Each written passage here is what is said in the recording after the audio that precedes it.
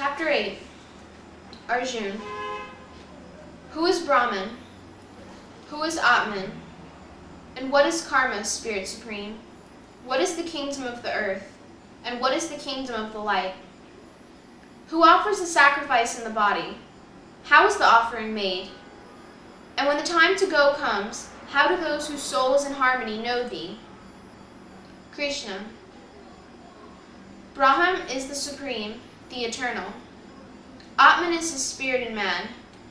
Karma is the force of creation, wherefrom all things have their life. Matter is the kingdom of the earth, which in time passes away, but the spirit is the kingdom of the light. In this body I offer sacrifice, and my body is a sacrifice. And he who at the end of his time leaves his body thinking of me, he in truth comes to my being, he in truth comes unto me.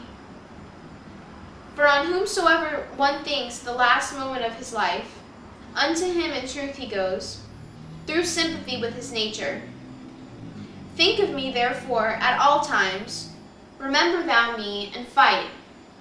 And with mind and reason on me, thou shalt in truth come to me.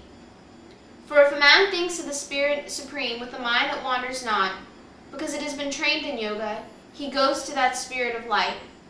He who remembers the poet, the creator, who rules all things from all time, smaller than the smallest atom, but upholding this vast universe, who shines like the sun beyond darkness, far beyond human thought, and at that time of his departure is in union of love and power of yoga, and with a mind that wanders not, keeps the power of his life between his eyebrows. He goes to that Spirit Supreme, the Spirit of the Light.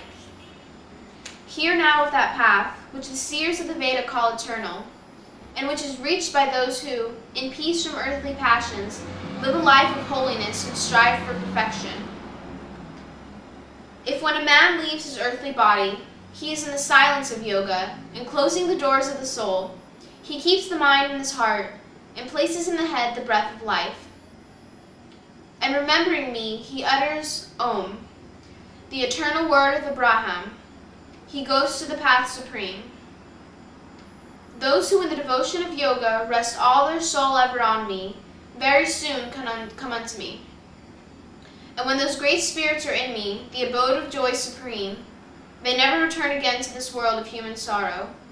For all the worlds pass away, even the world of Brahma, the Creator, and they pass away and return. But he who comes unto me goes no more from death to death.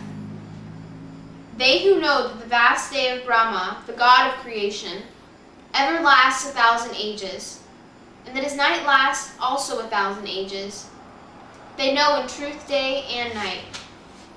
When that day comes, all the visible creation arises from the invisible, and all the creation disappears into the invisible when the night of darkness comes. Thus the infinity of beings which live again and again all powerlessly disappear when the night of darkness comes, and they all return again at the rising of the day. But beyond this creation, visible and invisible, there is an invisible, higher, eternal, and when all things pass away, this remains forever and ever. This invisible is called the everlasting, and is the highest and supreme. Those who reach him never return. This is my supreme abode. This Spirit Supreme, Arjuna, is attained by an ever-living love. In him all things have their life, and from him all things have come. Hear now of the time of light, when yogis go to eternal life, and hear of the time of darkness, when they return to death on earth. If they depart in the flame, the light, the day, the bright weeks of the moon, and the months of increasing light of the sun, those who know Brahman go unto Brahman.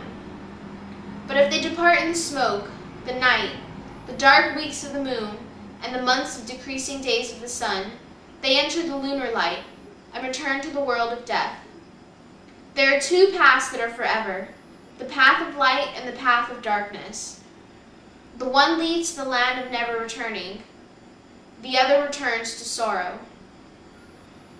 The yogi who knows these two paths lives nevermore in delusion. Therefore, ever and forever, Be thou one in yoga, Arjun. There is a reward that comes from the Vedas, or from sacrifice, from an austere life, or from holy gifts. But a far greater reward is attained by the yogi who knows the truth of light and darkness. He attains his everlasting home.